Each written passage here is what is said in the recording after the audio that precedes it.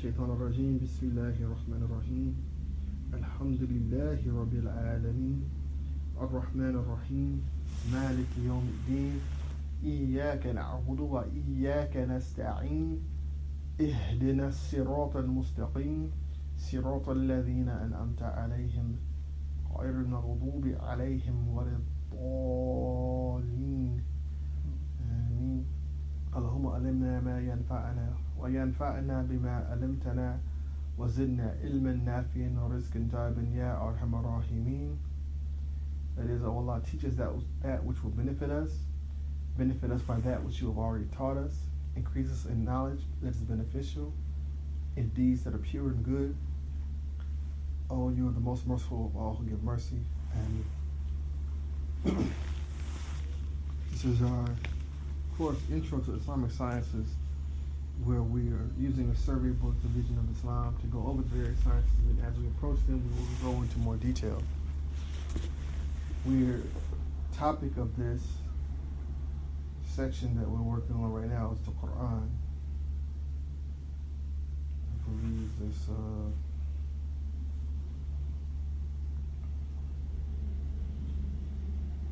so we will be reading from this part of the introduction that says that to talk about Islam, we need to define terms. Islam is an Arabic word that means submission to God's will.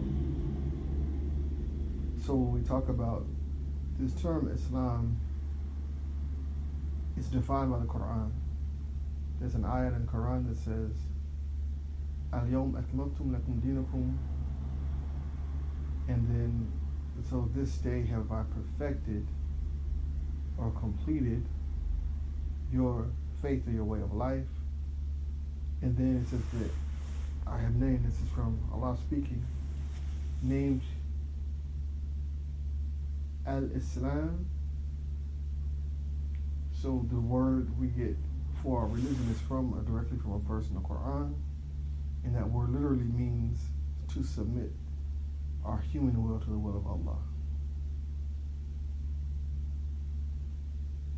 The Quran is a book that Allah has revealed to Muhammad, praise and peace be upon him, by the means of the angel Jibril or Gabriel. This is the basic story in its most simplified outline, so now we need to fill in details. Amen. Can you start reading what it says the Quran? Islam today is from there? Yes. Islam today is the religion of about 1 billion people. It is far from correct to think that all Muslims are familiar with the story of how the religion became established. History, as such, has never been of much interest for most Muslims. What is important about historical events is simply that God works through them. The significant events of the past are those that have a direct impact on people's present situation and their situation in the next world. From this point of view, the one event of overwhelming significance in the Islamic view is God's revelation of the Quran.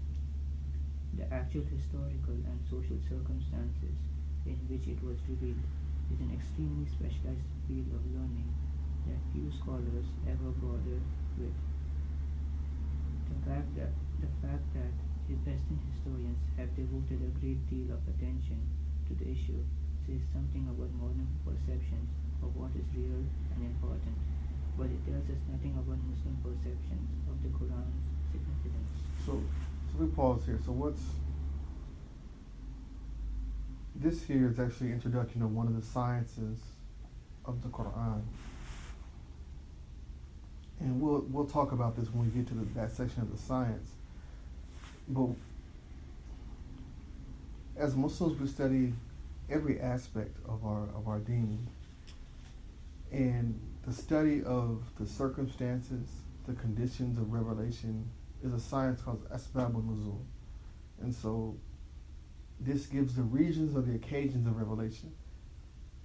Now, what's being mentioned here without detail is that many Western scholars and academics, Orientalists that study Islam, and critique it, they will use this. They will use Asbab al-Nuzul and text of Asbab al-Nuzul or the occasions of revelation to determine the meaning of Quranic ayah.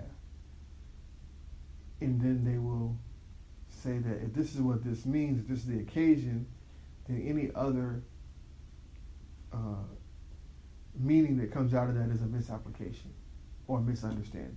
And so they use one science to invalidate a different science. So like for a science of tafsir, which is explanation or exposition of the Quran, of extracting meanings from the Quran, and articulating meanings using the intellect, tying things together in the Quran to hadith and other sciences. What these scholars tend to do is to take, let's say there's a verse that says that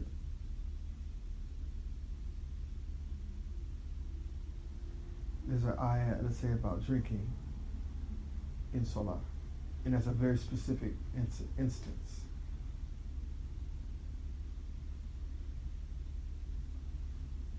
If we take that instance as saying, well, this is an instance where a man was at the masjid and he was drinking and he misquoted the Quran and he said things during his recitation that were untrue, that actually were statements of shirk or disbelief, false statements of belief, where they should have been statements of faith. And so the injunction was to not come to prayer until you know what you say. This is the verse that was revealed. So it could be taken that, well, that means you can drink alcohol as a Muslim. You just need to make sure you don't get too drunk so you can say your prayers, or wait till you said your prayers and you can drink later. That would be an incorrect interpretation, because there are other verses in the Quran that say something different. And we can't just, let's say, limit the other verses in the Quran to another circumstance and say that, well, that's only in that circumstance this apply. So this is a misapplication of science. So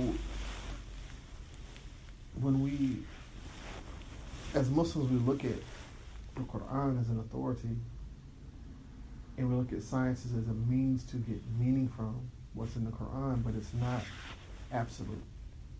And the challenge in the approach of some Western academic scholars is the scientific method of Western education, the interrogative method of questioning all sources, can lead to some conclusions that, because the hierarchy of how the Quran is read by Muslims is not necessarily respected, whereas the sources and the citations of the sciences of Asbab al-Nuzul or the other sciences of tafsir are where these other scholars make their critical points.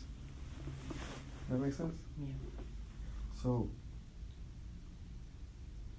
if we continue on what they say, which is, again, I agree with their conclusion. They said most of this book is dedicated to bringing out some of the more obvious implications of the Quran's teachings. But before that, they said this disagreement between Western scholars and academics in the Islamic text is that it tells us nothing about the Muslim perceptions of the Quran's significance. One of the problems oftentimes is when we study as Muslims to study about the religion, the way that religion is presented in Islamic text is from a certain paradigm or tradition that is different from some of us in Western education and how topics are presented. It's not enough just to know what something is and know citations, but it's also important to know how those who adhere to the faith live the faith and what is important.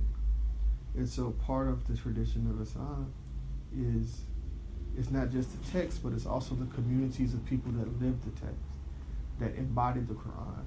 And so you get the values of how the Quran was lived, how the Quran was enacted, how did it take its place in the culture, how did it take its place in the economy, how did it take its place in the educational system, how did it take its place in the political system.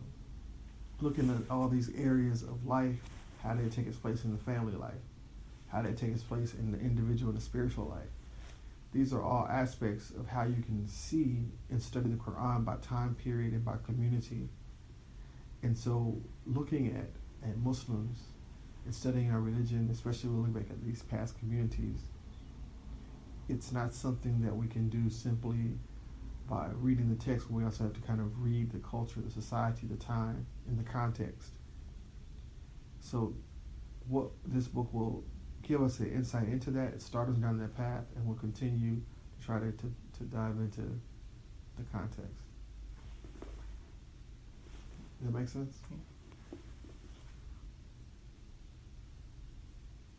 So the next thing that we talk about here, which is something I know that you're familiar with, but we talk about the distinction between the Quran and the translation of the Quran.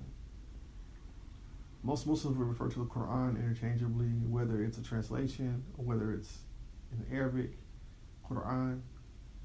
But when you get more technical, the Arabic Quran is considered a Musaf, the container that holds the pages, the container that holds the scripture. It's the Musaf. That's different than the Quran. So if we look at these books, these English translations that we have in the library here, they usually say the meaning of the Holy Quran in English, the translation of the Holy Quran's meanings in English. Even though the word at the front might say the Holy Quran, there's usually a differentiator between saying that this is an English translation of the meanings as we understand them, because the Quran is thought to be so much more in Arabic. It's not just something that is you can translate. There are lots of things lost in translation. So what's also important is that when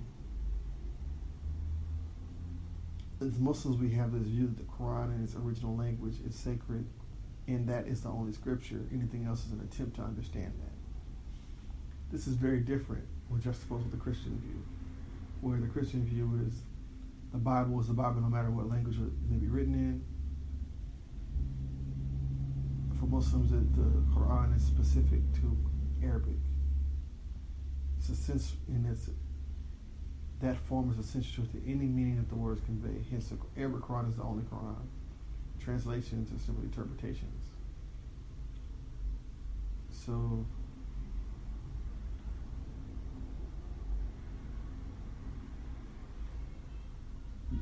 the next section, and again, we're talking about, we're getting introduced to sciences of the Quran. So the Arabic form of the Quran is in many ways more important than the text meanings. What preserve the sciences that preserve the form of the Quran, the writing, it's called khat. In English, it's called calligraphy. So calligraphers preserve the science of writing in Arabic, and there are different fonts, different famous fonts over time. With Arabic, you have thuluth. You have Qadruqa, you have different types of scripts or calligraphy fonts that are used. Kufic and Uthmanic. Kufic and Uthmanic, or other ones do you know? I guess there's the Indo-Pak as well. Indo-Pak, okay. I guess that's all I know. So there's several. You have Maghribi. There are various scripts, and sometimes so this is a science in and of itself.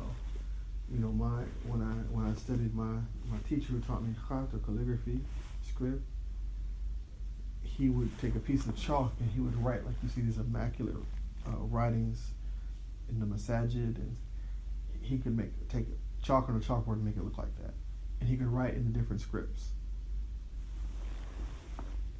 That's a science, learning how to write, and you can get ijazah or certifications in these sciences of calligraphy. The second one they talk about here is another type of Islamic science. This is talking about the Quran being revealed in several different modes. It's a hadith that the Prophet said that the Quran is revealed Haruf, so that literally means in 7 different letters. We would interpret 7 different dialects or 7 different. We won't say dialects. We would say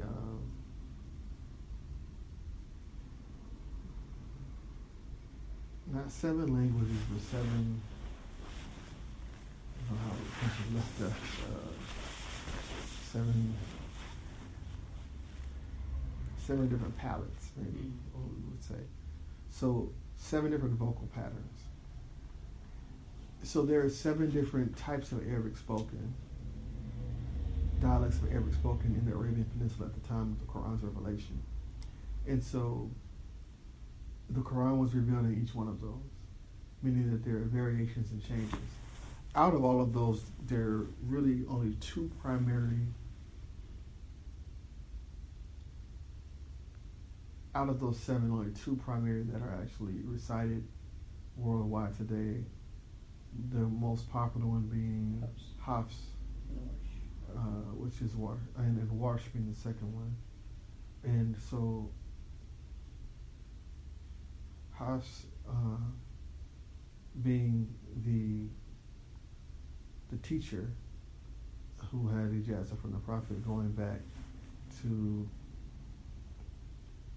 the chain of ijazah or narration of the Prophet. So he transmitted the memory of the Quran to specific teachers and sent these teachers who followed the Quran around the world, and they taught in different regions. And so the most prominent one, the Prophet did not teach the Hafs, but the most prominent teacher that spread this verse manner of recitation is Hafs. I would say Hafs bin Omar. But and so that's in most of the regions of the world. That's in the Middle East, that's in Southeast Asia, that's in Europe, that's in America. In West Africa, Central Africa, some places in Eastern Africa, you have Warsh. And Warsh, in some other places, specifically in the Middle East, that you have Warsh. Warsh is a specific type of recitation. There's some differences in the blending of the vowels and the blending of the consonants. There's difference in script. And so you have to know the differences in script. And but it's still the same Quran. 97% of the verses are the exact same in terms of meaning and word structure. Some other verses have slightly different meanings because different variations of words are used, but the overall meaning is the same. Do you have any questions about this science? You familiar with? Maybe a bit more like in detail, like how's starting from the time of the Usman incident. So that's what what happened to the other 5 of them or something like that. So I'm sorry, are these is like Hafs or Warsh? Are they like one of the Ahrufs or something, or are they not, or something like so that? Yes, they are one of the Ahrufs. So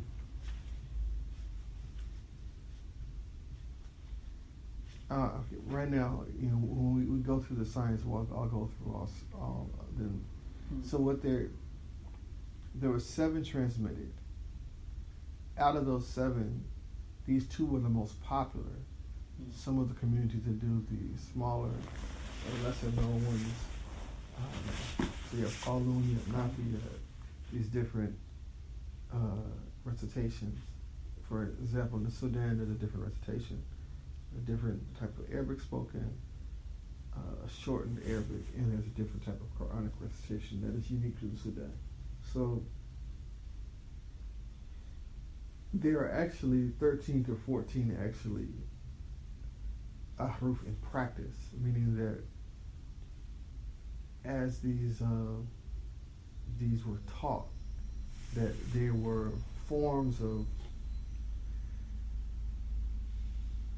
that would shorten or bridge a gap between one and another. So if you a lot like today, nowadays, people memorize in one, so they memorize in halves. And then based on the memory in halves, then they will adapt to Warsh or Nafi or Qalun or these other haruf based on the difference between halves and the other haruf. So the same thing if you learn memorize in Warsh, then you would then know to recite in halves and what's different. And so in the teaching methods, there are bridges between some of the haruf, which had to go from one to another, and those become a different teaching tool. So those are learned as well, so that you can know which is the teaching tool and which one is the actual haruf.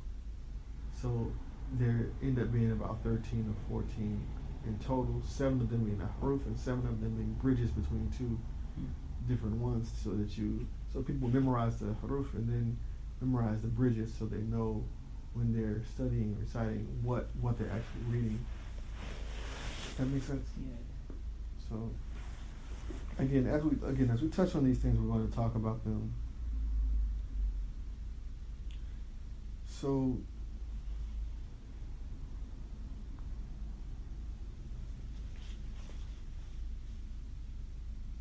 the richness of Quranic Arabic and its receptivity. So there's one more.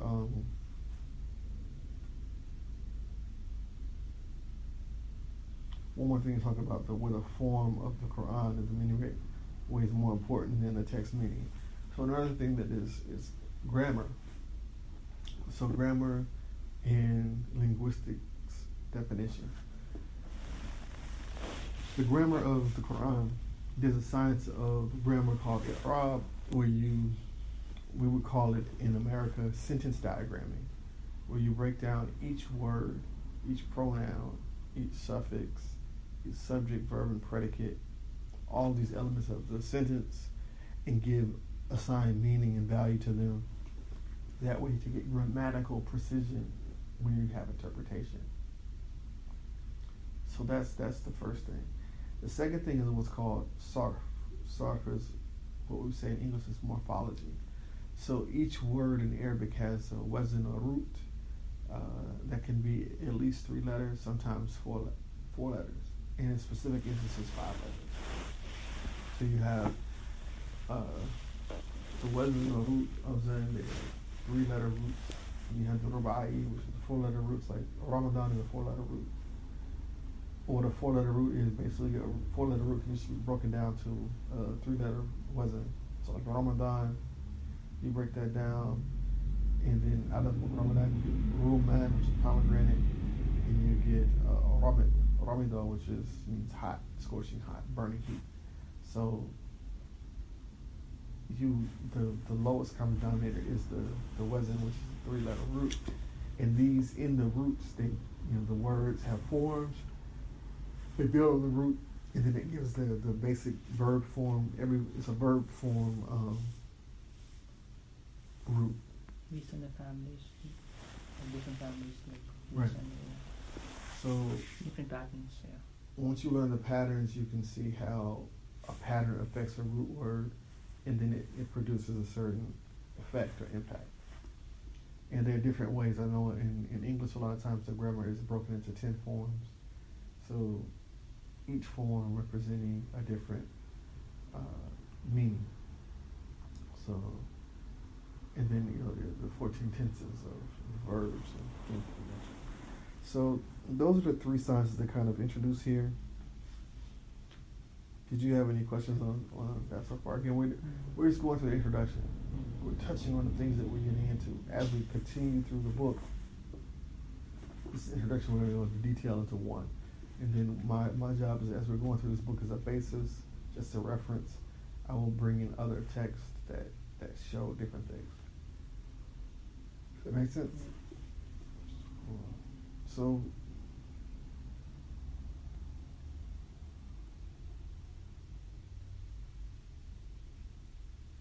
the richness of Quranic language and its receptivity towards different interpretations help explain how the single book could have given shape to one of the world's greatest civilizations. If everyone had understood exactly the same thing from one text, the religion would never have spread as widely as it has. The book had to address both the simple and the sophisticated, the shepherd and the philosopher, the scientist and the artist. So this is one of the things the Quran says this is a universal message for all people. One of the things that we believe and our faith teaches us is that the Quran is not a message that's limited to only Muslims. The Quran is a message for all people, all times, all societies. That's the fundamental belief that Allah revealed it to the Prophet through the angel Jibril, and that He expressed His guidance to the whole universe through this message. And so it's very important that we see it as a universal message. It does have applicable things that are just for us, but the message is universal. The invitation is universal.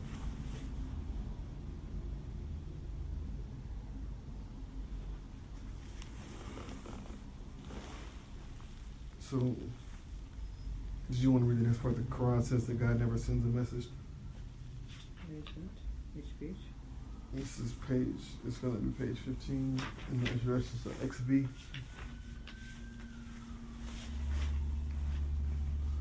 should be at the beginning soon, probably on the second page. 15, page 15. Let's see. After that page 15, this page 15.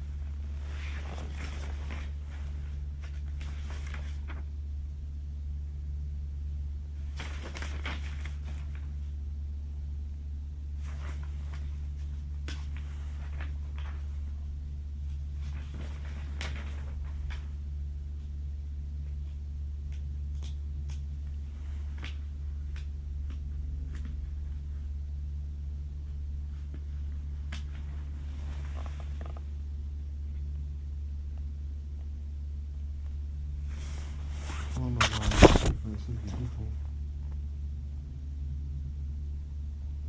Okay, here we go, page 10. It's looking in my book. Right here, the Quran says that God never sends a message.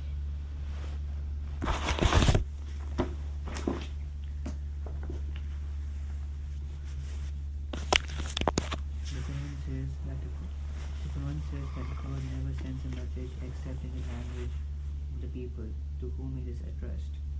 Revelation confirms the needs of its recipients. The Quran also tells us that Muhammad was sent to all world's inhabitants.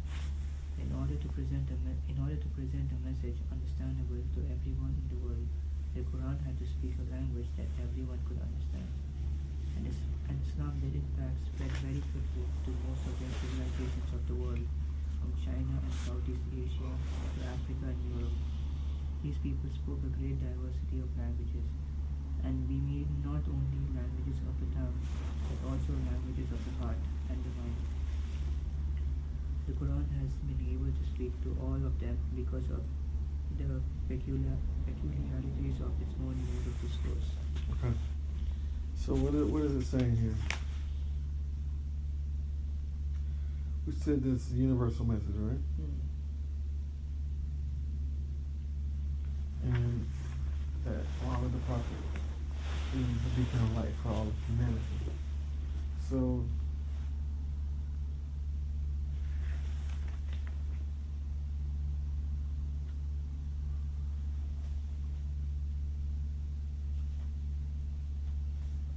what happens when this universal brotherhood of people begin becoming Muslim? What happens to their religion?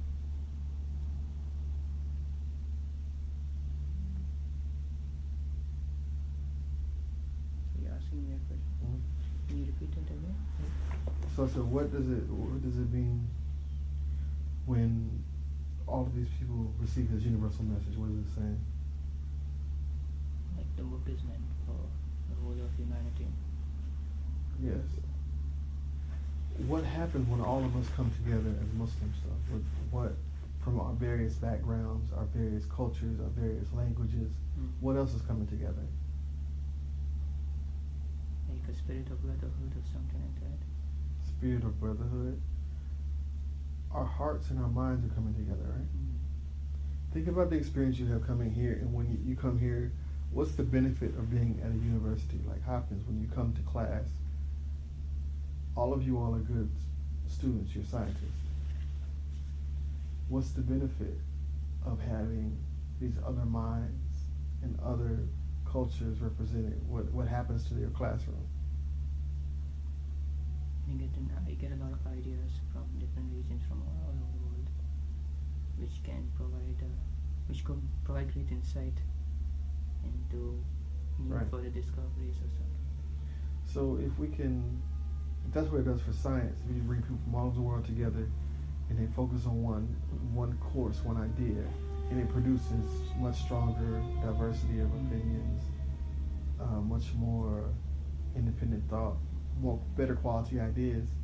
What is then the value of us coming together around one faith, one text, one Quran, and one community, religious community? What we have people from all over the world here, all over the world that are Muslim. That everybody's not from the same place. So what happens when we bring these universal minds together? The universal faith comes together, but you have different minds, different skill sets, different ideas. What happens? Like you build a society that is, you create a society, like a diverse society, where you're able to learn and appreciate one another. Mm-hmm. We get to know each other despite your different cultural norms Right. and backgrounds. But at the end of the day, you're all created by the same creator, with the same one. He made us into nations and tribes so that we get to know Right. and learn one another. So to us, it doesn't, like, our nationality, our culture, like, no one is superior to another. We have this conception that no tribe, no nation is superior to another nation just because you happen to be born in that place. Right. So what is the thing that makes that in that same ayah? What's the end of it? Yeah, the best of you Yes. are the ones who have the taqwa, the concept of consciousness. So this taqwa, that's what this is about. So this is saying that this description is of the content of the Quran in the language of the Quran and why it's unique. And it says that people spoke a great diversity of languages, but they had a shared language in heart and mind. So it says that people spoke different tongues, but they had the same language in heart and mind. I think this is what it's saying, that we can have a universal faith, a connection on faith, but have our culture, have our language, have our background, but still come together, the principle of the same belief come together in our hearts and minds. Okay, we'll make sure that we...